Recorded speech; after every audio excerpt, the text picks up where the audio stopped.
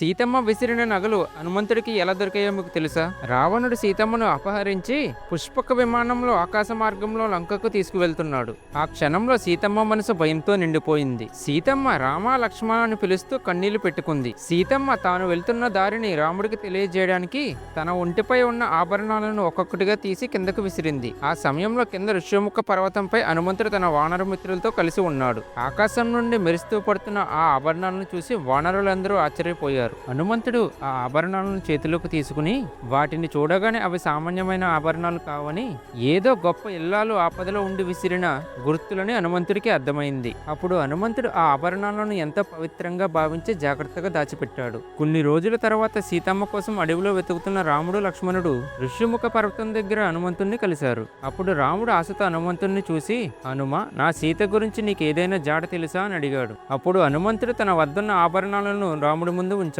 ఆ ఆభరణాలను చూడగానే రాముడి గుండె బాధతో నిండిపోయింది. ఈ వీడియో చూసిన ప్రతి ఒక్కరూ జై హనుమాన్ కామెంట్ చేయండి. అలాగే లైక్ అండ్ సబ్స్క్రైబ్ చేసుకోండి.